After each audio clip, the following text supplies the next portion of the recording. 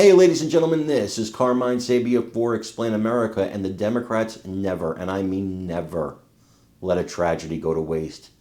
It's one of the things that makes them so damn despicable. Before we get started, please make sure you like, comment, share, and subscribe. Those little things really help us out, and they help our channel continue to grow. This has made me very angry, and I'm going to do my best to not show that emotion here.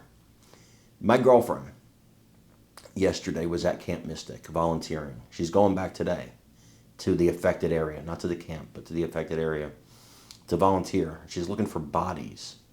She's looking for anything. You know, there's search parties out there, and they're looking for horrible things. And she told me what it's like, the smell of cadavers, the destruction. I was on video chat with her and I saw, but it's nothing like being there. Dozens of innocent little children gone.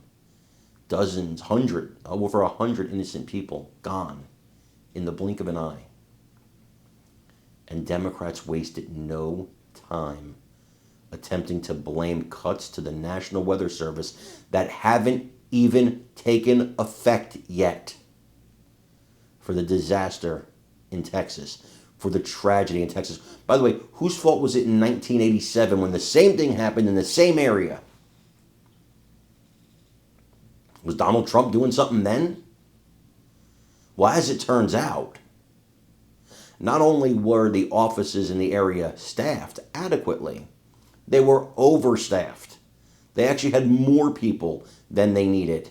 The whole narrative has blown up in their face. So what they're doing is now, I saw this today, well, yeah, okay, they were staffed enough, but what happens with the next flood in some other state? They're just desperate.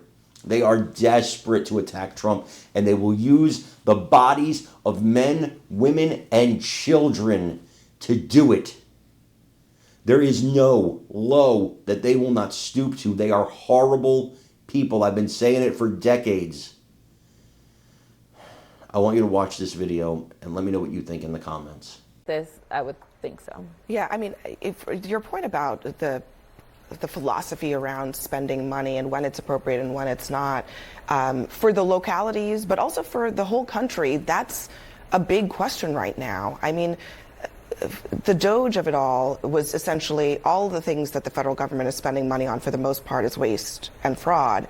But clearly, there are some things where spending money saves lives. And it may not save lives in the moment that you spend it, but at some point, somebody's life, somebody's child could have been saved. Well, I think something that gets lost in this is the Doge cuts have actually not taken effect. They don't take effect until October 1st. And if you talk to the National Weather Service, they say we had 5 staffers instead of the normal 2 that were on hand. We were giving alerts on Thursday warning about this. You talked to the union head of the National Weather Service staffers and said, yeah, we did every single thing we could possibly do. And you're right, it did go back to the localities, but that's where the money goes, and it's up to a local municipality or town to say, hey, yeah, we can afford this or we can't afford this. They put in for a federal grant, they didn't get it. And I mean, it's a terrible situation, but I do think the National Weather Service followed through on everything that they were supposed to do based off of all the current reporting. Yeah, and that's right. I think on Thursday night, they did send out the notices on it, but what happened on the ground, that's something different. But you're right about that, about the notices going out on Thursday. On that. Look, I sit on appropriations, and one of the committees I sit on is Homeland Security, which has FEMA, so I've been dealing with FEMA.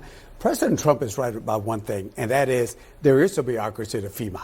There is a bureaucracy. So I'm one of those. My philosophy is, do we need to streamline? Do we need to reform FEMA? Absolutely. But there are certain times in our country where there's a situation that the federal government has to come in and coordinate, and FEMA can do that only if they get reformed, only if they get streamlined, because it has become bureaucratic. I can tell you that because I sit on that committee, and there's been times where we were trying to get some things, and it was just bouncing from one place to the other place. So streamline it, reforming it. I agree with President Trump and with you also, Brian. Yeah, I mean, look, I think most people who are on the receiving end of disaster relief can tell you it's nothing.